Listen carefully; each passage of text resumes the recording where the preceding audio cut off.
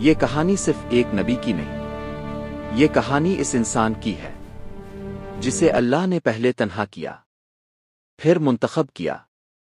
یہ اس وقت کی بات ہے جب سچ بولنا جرم تھا اور خاموش رہنا زندگی کی ضمانت، جب طاقت کا مطلب انصاف نہیں اور انصاف کا مطلب موت سمجھا جاتا تھا۔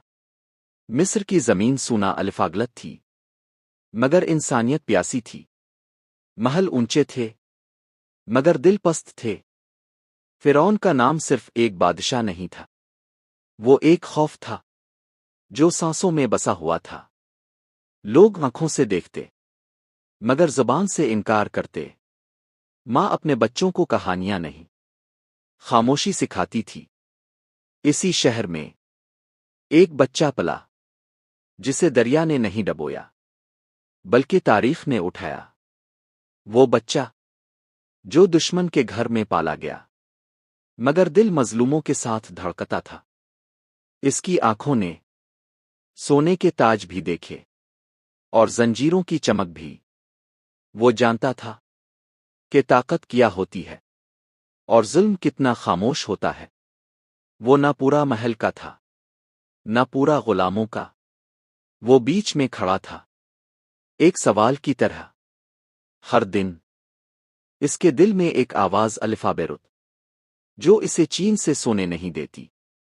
یہ آواز کہتی تھی، اگر سچ جانتے ہو تو خاموش کیوں ہو؟ ایک دن یہ آواز چیخ بن گئی۔ ایک لمحہ آیا جب اس نے فیصلہ نہیں کیا بلکہ اس کے ضمیر نے کر لیا۔ وہ لمحہ جس نے موس کو محل سے نکالا اور راستے پر لا کھڑا کیا۔ یہ وہ لمحہ تھا جہاں سے موس بھاگے نہیں بلکہ اللہ کی طرف چلے۔ یہ کہانی معجزے سے شروع نہیں ہوتی، یہ کہانی خوف سے شروع ہوتی ہے، اور یہی خوف بعد میں ایمان بن جاتا ہے۔ یہ حضرت موسی کا قصہ ہے، مگر اصل میں یہ ہر اس انسان کی کہانی ہے جو حق جان کر بھی کھڑا ہونے سے ڈرتا ہے۔ رات عام راتوں جیسی نہیں تھی، ہوا میں سکون نہیں بلکہ فیصلہ تھا۔ مصر کی گلیاں سو رہی تھیں مگر موسی کی آنکھوں میں نیند نہیں تھی۔ ہر سایہ ایک سوال بن چکا تھا۔ وہ جانتے تھے اب پیچھے محل ہے اور آگے نامعلوم راستہ۔ ایک طرف وہ زندگی جہاں آسائش تھی، طاقت تھی، نام تھا، اور دوسری طرف ایک سچ جس کی قیمت جان تھی۔ اس ایک لمحے نے سب کچھ بدل دیا تھا۔ نہ ارادہ تھا نہ منصوبہ، بس ایک دل تھا جو ظلم کو مزید برداشت نہیں کر سکا۔ موسی کے قدم مصر کی زمین پر تھے مگر دل وہاں سے نکل چکا تھا۔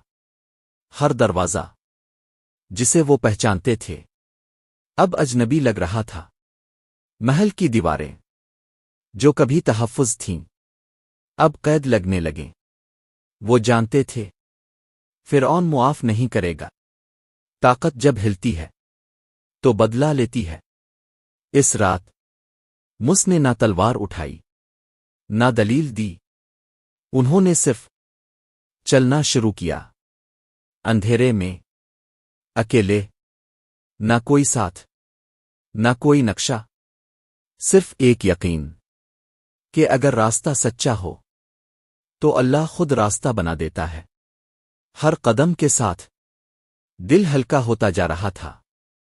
پیچھے خوف تھا، آگے امید، اور بیچ میں اللہ کا وعدہ۔ یہ ہجرت کمزوری کی نہیں تھی، یہ ہجرت ایک نبی کے بننے کی پہلی سیڑھی تھی۔ یہ وہ رات تھی جب موسی محل سے نہیں بلکہ تقدیر سے نکلے۔ وہ کئی دنوں کے سفر کے بعد مدین کی سرزمین پر پہنچ چکے تھے۔ جسم تھکا ہوا تھا، کپڑے گرد آلود، اور دل بس اللہ پر بھروسہ کیے ہوئے تھا۔ سورج سر پر تھا، ریت تپ رہی تھی، اور پیاس ہونٹوں سے چیخ رہی تھی۔ موسی ایک کنویں کے قریب راکے، وہاں لوگوں کا ہجوم تھا۔ طاقتور مرد جو اپنے جانوروں کو پہلے پانی پلا رہے تھے، اور تھوڑا فاصلے پر دو کمزور سی لڑکیاں خاموش کھڑی انتظار کر رہی تھیں۔ نہ شکایت، نہ شور، بس صبر۔ مس نے یہ منظر دیکھا اور دل ہل گیا۔ وہ خود بھوکے تھے، پیاسے تھے، اجنبی تھے، لیکن ظلم جہاں بھی نظر آئے، نبی کا دل خاموش نہیں رہتا۔ وہ آگے بڑھے، نہ کسی کو ڈانٹا، نہ خود کو نمایاں کیا۔ خاموشی سے کنویں کا بھاری پتھر ہٹایا اور ان دونوں لڑکیوں کے جانوروں کو پانی پلا دیا۔ پھر ایک طرف بیٹھ گئے، نہ اجر مانگا، نہ تعارف دیا، بس اتنا کہا، اے میرے رب، میں اس خیر کا محتاج ہوں جو تاو میری طرف نازل کرے۔ یہ الفاظ کمزوری کے نہیں تھے، یہ یقین کے تھے، یہ مانگنے کے نہیں، بھروسے کے تھے۔ کچھ دیر بعد وہی لڑکی شرم اور حیا کے ساتھ واپس آئی اور کہا، میرے والد آپ کو بلاتے ہیں، آقا آپ کے اس احسان کا بدلہ دیں۔ یہ وہ لمحہ تھا جب مس کو سمجھ آ گیا، جس رب نے مصر میں محل چھوڑوایا، اسی رب نے مدین میں سکون کا دروازہ کھولا۔ آگے ایک نبی کی زندگی تھی، ایک خاندان، ایک مشن، لیکن آغاز اسی کنویں سے ہوا، جہاں نہ طاقت تھی، نہ نام، صرف اخلاق تھا اور اللہ پر یقین۔ کہانی ہمیں سکھاتی ہے، جب راستے بند ہوں تو کردار کھولو، جب دنیا ساتھ چھوڑ دے تو اللہ کو مضبوطی سے پکڑ لو۔